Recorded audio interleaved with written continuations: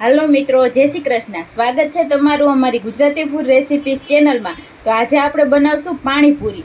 તો પાણીપુરી માટે પહેલાં આપણે પાણી બનાવશું. એના માટે મેં આ 2 કપ ફુદીનાના પાન લીધા છે, આ રીતે ધોઈને.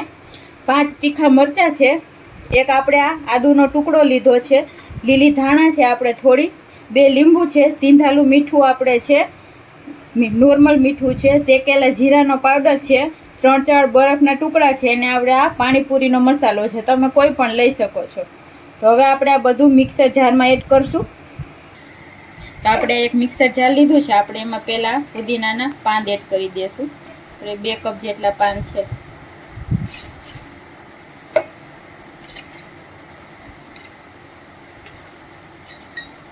હવે આપણે એમાં ધાણા એડ કરશું, આ રીતે થોડી ચોપ કરીને મોટી મોટી.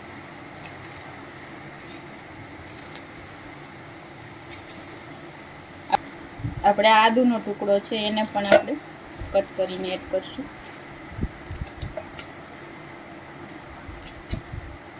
અને આ મરચાંના પણ આપણે ટુકડા કરી લેશું.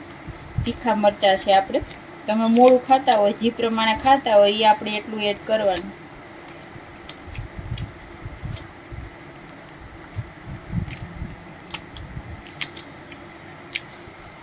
આપણે 1 લીંબુનો રસ એડ કરી દઈશું.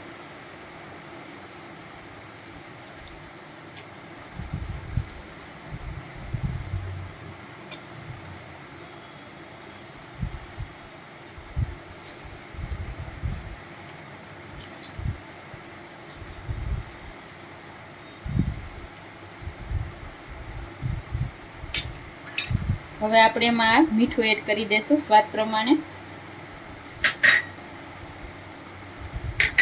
અને આ બરફના ટુકડા એડ કરી દઈશું. હવે આપણે આ બધું એકદમ સરસ પીસી લેશું.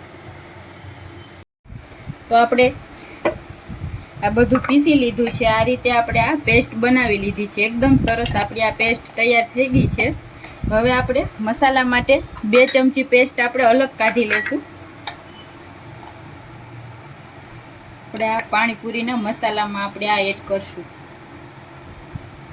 2 ચમચી જેટલી પેસ્ટ આપણે કાઢી લઈશું. હવે આપણે એક આ જગમાં આ પેસ્ટ એડ કરી દઈશું. થોડું આપણે આ મિક્સર જારમાં પાણી એડ કરીને નાખી દઈશું બધું. હવે આપણે આમાં 1 લીટર જેટલું પાણી એડ કરશું. તમારે જેટલું બનાવવું હોય એટલું આપણે આમાં પાણી એડ કરવાનું છે. આપણે લીંબુ ને બરફના ટુકડા પીસવામાં એડ કર્યા હતા, એટલે આપણો એકદમ સરસ ગ્રીન કલર આવ્યો છે પાણીનો. હવે આપણે એમાં મીઠું એડ કરી દઈશું, સિંધાલું કે સંચળ પાવડર, શેકેલા જીરાનો પાવડર એડ કરી દઈશું 1 ચમચી જેટલો. હવે આપણે આમાં 2 મોટી ચમચી જેટલી ખાંડ એડ કરશું. આપણે એક જ પાણીમાં ખાટો, મીઠો ને તીખો ટેસ્ટ દેવાનો છે, એટલા માટે આપણે આ ખાંડ લેવાની છે. અને આપણે આ પાણીપુરીનો મસાલો છે 1 મોટી ચમચી જેટલો, એ આપણે આમાં એડ કરી દઈશું. બધું બરાબર એકદમ સરસ મિક્સ કરી લેશું.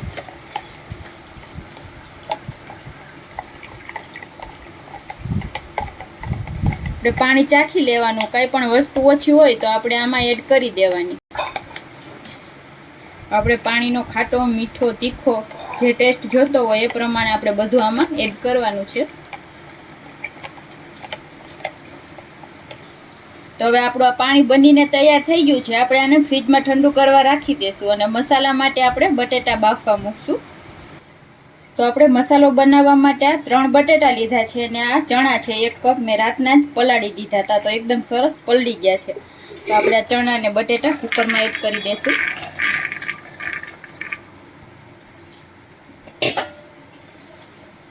બટેટાને આપણે મોટા છે એટલે ટુકડા કરીને એડ કરશું.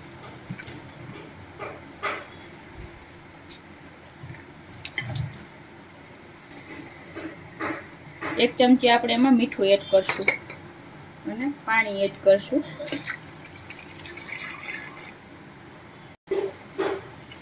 2 ગ્લાસ આપણે પાણી એડ કરીને આપણે આને 3 વિસલ વગાડી લેશું. આપણે 3 વિસલ કરીને બટેટાને પહેલા કાઢી લેશું ને પછી ચણાને 2 વિસલ પાછી વગાડી લેશું.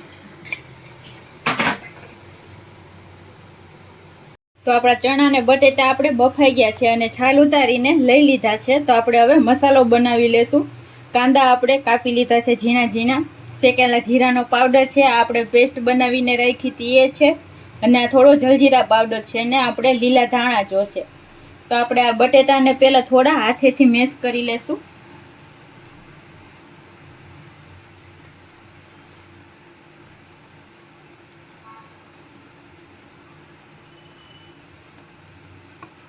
હવે આપણે એમાં ચણા એડ કરશું. તમને જેટલા ભાવતા હોય એટલા આપણે આમાં એડ કરશું. આપણે આ કાંદા એડ કરી દેશું. આપણે આ થોડો જલજીરા પાવડર છે 1 મોટી ચમચી જેટલો એડ કરશું. અને આ શેકેલા જીરાનો પાવડર છે એ આપણે આમાં એડ કરશું. ત્યારબાદ આપણે આ પેસ્ટ છે એ આપણે 1 મોટી ચમચી જેટલી એડ કરવાની છે. અને આ લીલા ધાણા એડ કરશું. બધું બરાબર મિક્સ કરી લેશું એકદમ સરસ.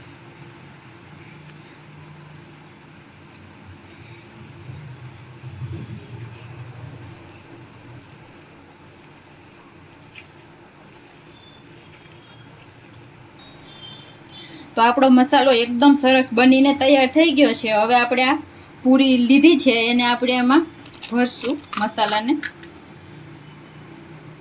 આપણે હાથેથી જ આ રીતે ભરી લેશું પૂરીમાં.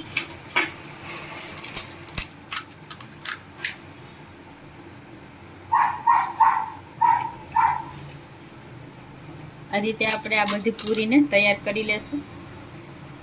તો આપણે બધી પૂરી આ રીતે ભરીને તૈયાર કરી લીધી છે. આપણે એમાં થોડી થોડી સેવ એડ કરશું.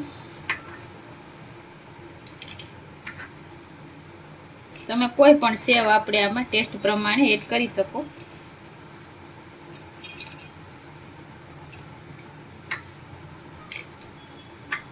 થોડા આપણે ઉપરથી લીલા ધાણા એડ કરશું.